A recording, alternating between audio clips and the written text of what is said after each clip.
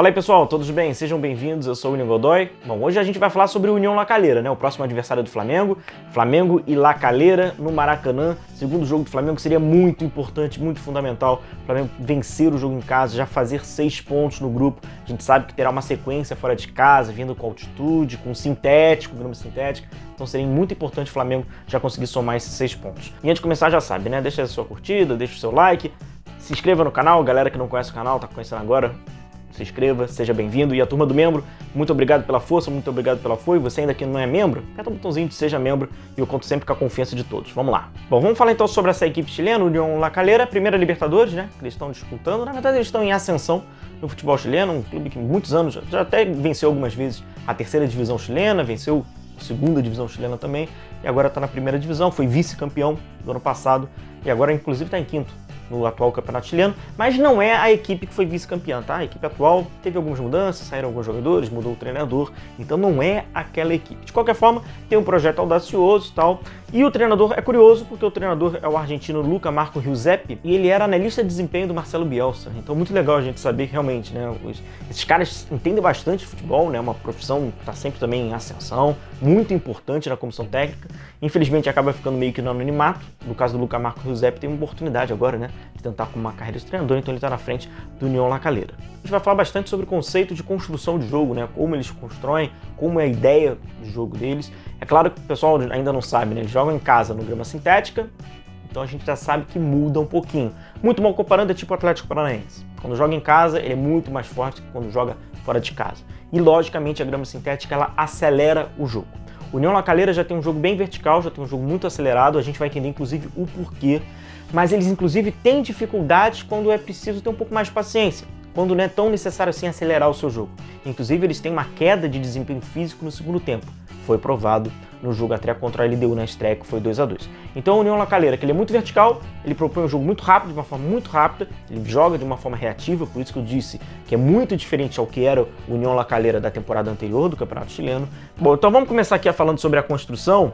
Seria fundamental se o Flamengo conseguisse ser um bloco único, né? A gente tem falado até chamado a atenção. Se o Flamengo conseguisse nesse jogo contra o União La Calera ser um bloco único, com a sua última linha compactada, eu diria com toda certeza o Flamengo teria facilidade em vencer a equipe do União La Calera. O que faz o jogo até se tornar um pouco mais complicado, até um pouco mais competitivo, é o Flamengo espaçado. Então a gente acaba sendo um ponto de interrogação, né? Como será o comportamento tático do Flamengo sem bola? Se o Flamengo soubesse jogar sem bola, o Flamengo é o franco favorito a vencer o La Calera. Individualmente vale destacar o centroavante, o Vilches, e o Castellani, inclusive ele é o capitão da equipe. São jogadores de muita influência na organização ofensiva, a gente vai entender como. Aqui é o início de saída de bola da equipe do La Calera. Eu já quero que vocês observem, por isso que eu ilustrei com ponto de interrogação. Não tem nenhum jogador na linha média, né? O jogador mais próximo ao possuidor da bola é aquele que a gente está vendo lá, o círculo amarelo, bem à frente. Por quê?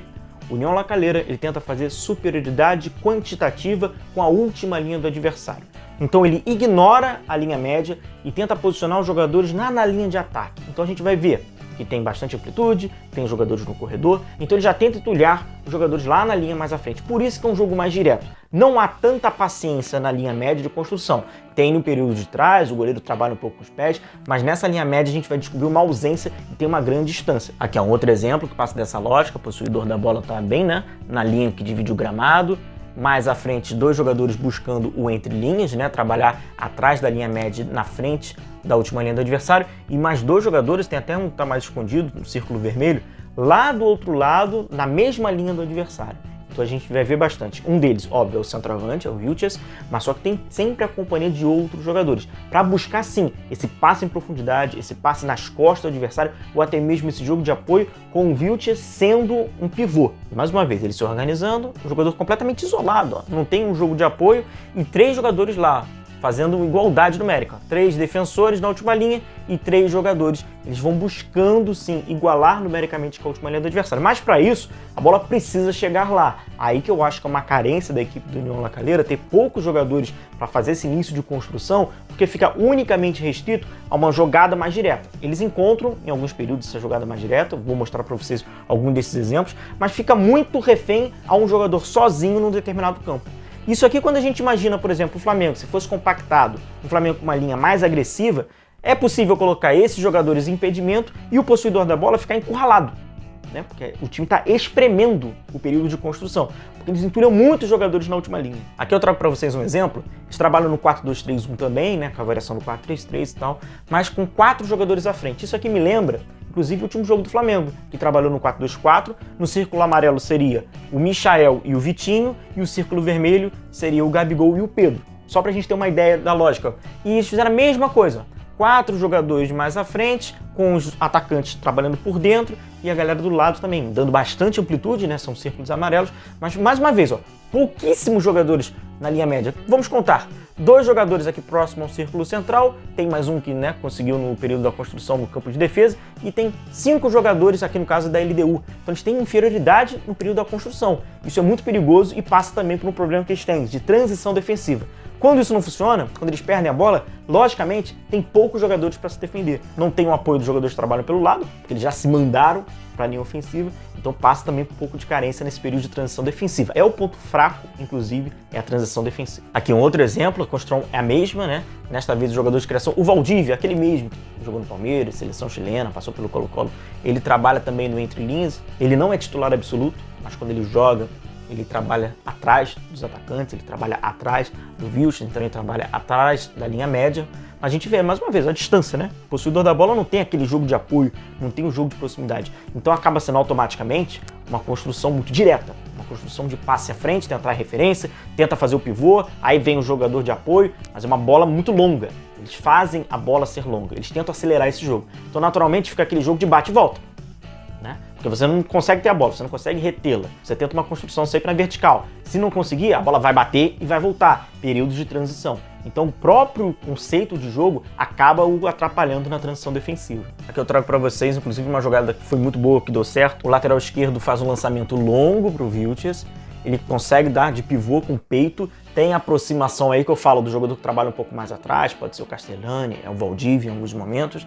Ele recebe essa bola, aí sim, eles conseguem atacar rápido a defesa do adversário. Fez jogo de pivô, fez jogo apoiado, né? Fez a retenção, aproximação, e aí o Vilches já ataca o corredor central. Ou então esse lançamento mais longo, né? Esse lançamento mais direto, que também é do defensor pelo lado direito, também se chama Vilches, a zaga é por Vilches e Garcia. O Garcia tem alguns problemas para saída de bola. Se o Flamengo conseguisse encaixar essa marcação, tem 2 pontos que o Flamengo ainda não conseguiu encaixar, que seriam fundamentais exclusivamente para esse jogo.